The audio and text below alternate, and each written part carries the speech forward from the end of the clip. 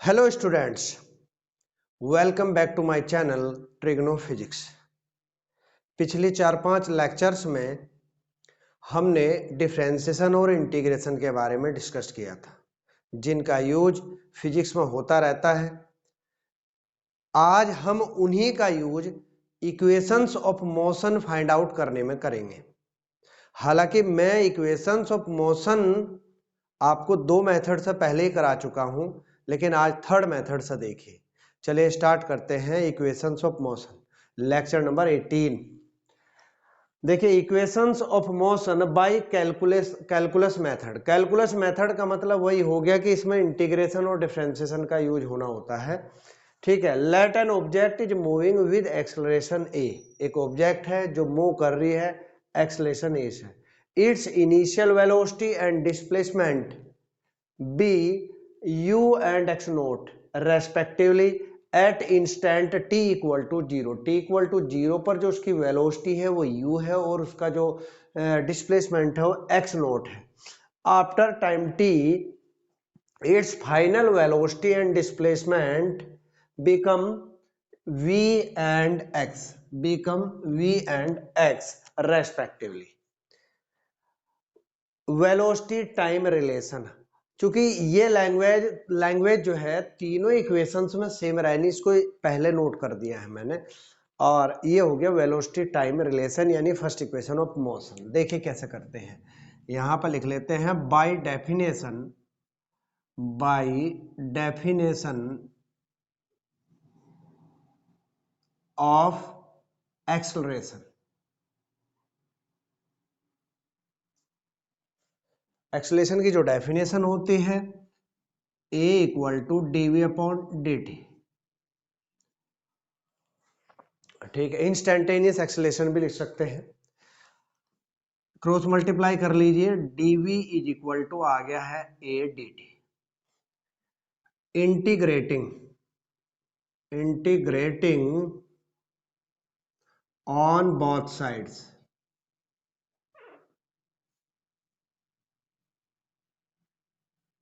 With limits.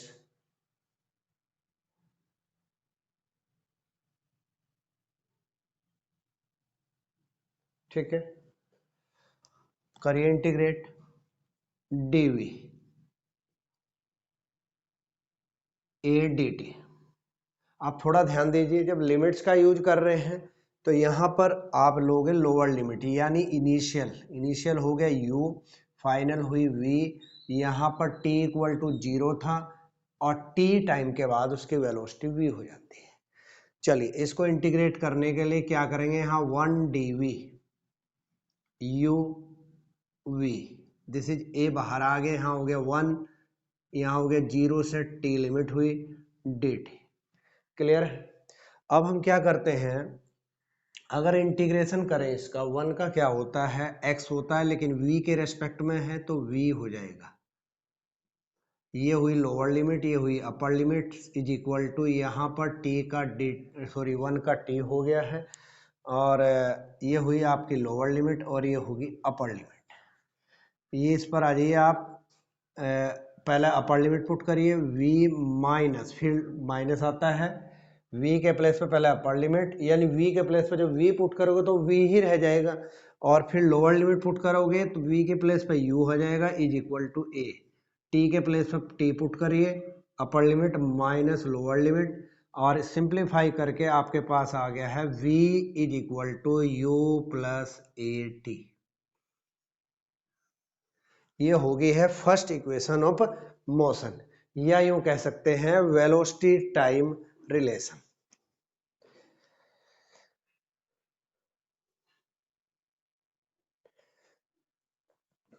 चलिए अब दूसरा जो है, चलिए इधर ही कर देता हूं, डिस्प्लेसमेंट टाइम रिलेशन। यहां कर देता हूं डिस्प्लेसमेंट टाइम रिलेशन, जिसको सेकेंड इक्वेशन ऑफ मोशन बोलते हैं। सेकेंड इक्वेशन ऑफ मोशन,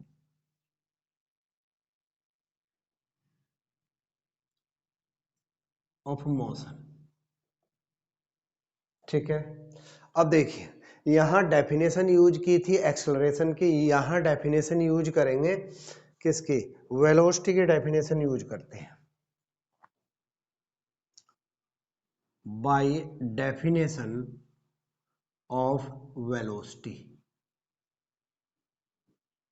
अगर वेलोसिटी की डेफिनेशन देखें, वही इंस्टेंटेनियस वेलोसिटी भी लिख सकते हो आप, v is equal to D X upon D T.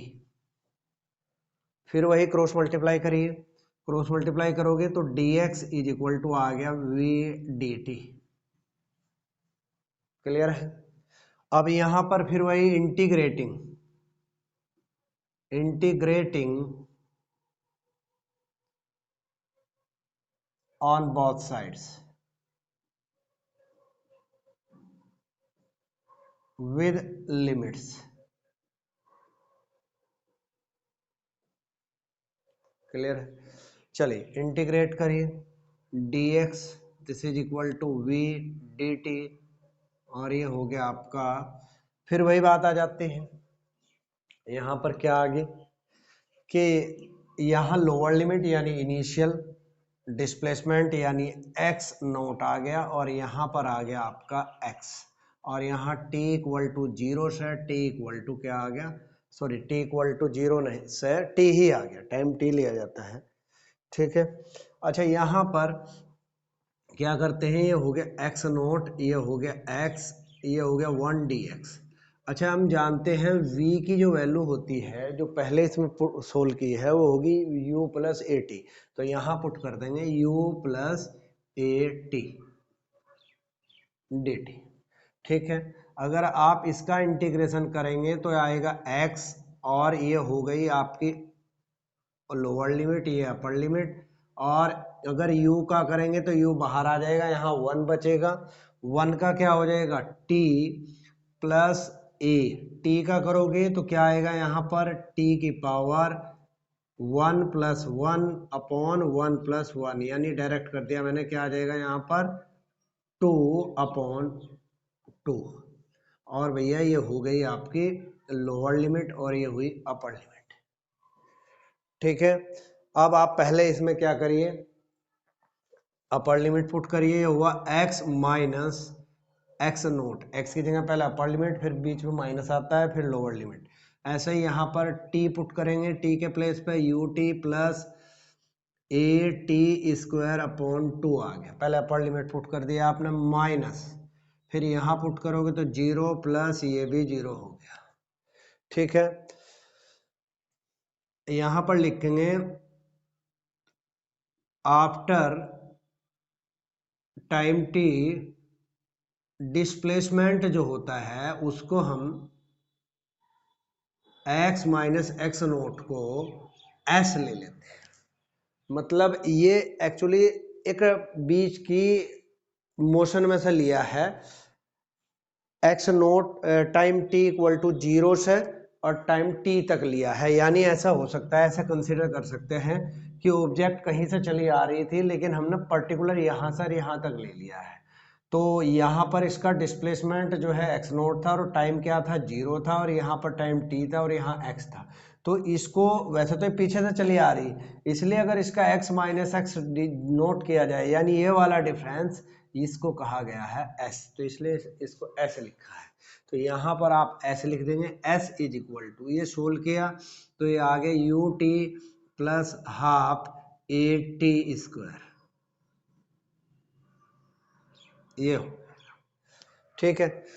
तो ये इक्वेशन ऑफ मोशन जो है कौन सी हो गई है, सेकंड हो गई है। अब हम थर्ड इक्वेशन करते हैं। थर्ड इक्वेशन क्या होगी,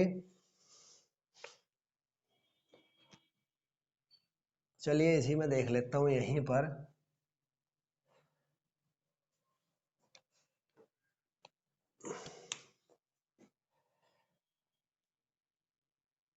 वेलोसिटी डिस्प्लेसमेंट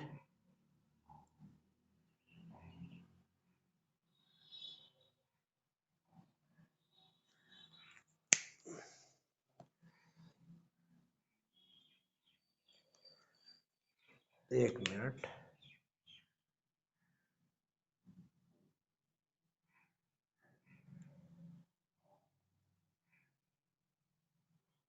डिस्प्लेसमेंट रिलेशन, ठीक है। कौन सी इक्वेशन है ये? थर्ड इक्वेशन है। अच्छा, इसकी स्टार्टिंग भी कुछ यहीं से करेंगे, बाय डेफिनेशन ऑफ एक्सेलरेशन। इसमें थोड़ा सा चेंज कर देंगे यहाँ पर।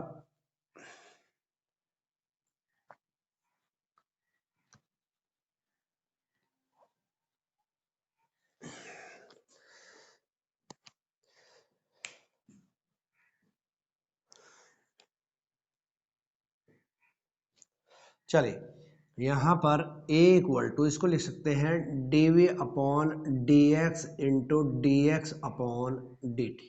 बस इसमें यही एक लॉजिक है, थोड़ा ध्यान देने की बात है। एक्सलेशन की जो डेफिनेशन है dv अपॉन dt है, इसको हमने dv अपॉन dx लिख लिया और इसको यहाँ पर dx अपॉन dt लिख दिया। ऐसा इसलिए लिखा, dx से dx कैंसिल हो जाएगा तो सेम आपका एज इट इज बच जाएगा। लेकिन लिखा क्यों है? क्योंकि हम इसको वेलोसिटी में कन्वर्ट करना चाह रहे हैं।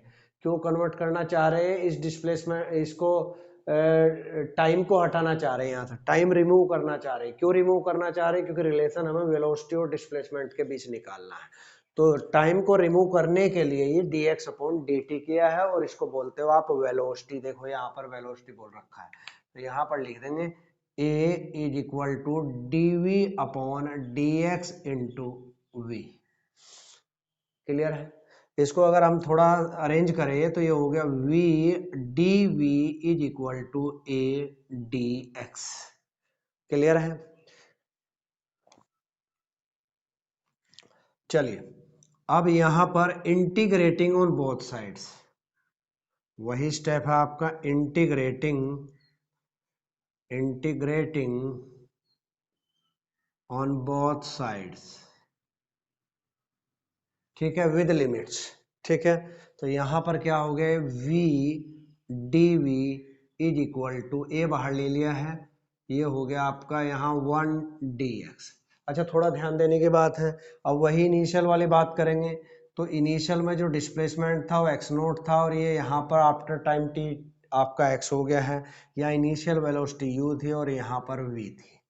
अब जब हम v का इंटीग्रेशन करेंगे तो ये क्या हो जाएगा, v की पावर 1 प्लस 1 अपॉन 1 प्लस 1 यानी v square upon 2।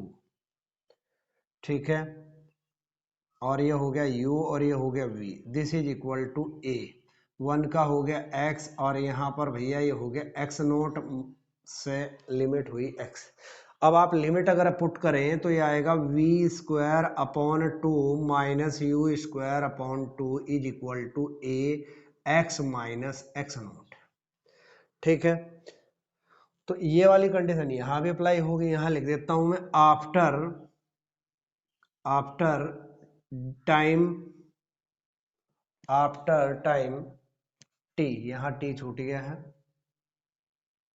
After time t यहां लिख देता हूं time t displacement x minus x naught is equal to s। ये वैल्यू आप यहाँ सब्स्टिट्यूट करिए जरा, ये हो गया v square minus u square upon 2 is equal to a s. अगर और सिंप्लीफाई करेंगे तो ये आएगा v square minus u square is equal to 2as। तो ये हो गया है थर्ड इक्वेशन। चाहे आप जो है इसको इधर ले जा सकते हैं या यहीं छोड़ सकते हैं। तो ये आपको जो है मैंने इंटीग्रेशन की हेल्प से आपको तीनों इक्वेशन जो है डिस्कस कर दी है, एक्सप्लेन कर दी है। तो आज के जो लेक्चर है इसमें इतना ही। अब इसके बाद उम्मीद करता हूं कि हम कुछ न्यूमेरिकल करेंगे, क्योंकि अभी तक सारा थ्योरेटिकल पोर्शन चल रहा था। अब हम अगले लेक्चर्स में न्यूमेरिकल करेंगे। तो आज की वीडियो में इतना ही। प्लीज़ मेरे इस चैनल को लाइक करिए, सब्सक्राइब करिए एंड सपोर्ट करिए। Thank you.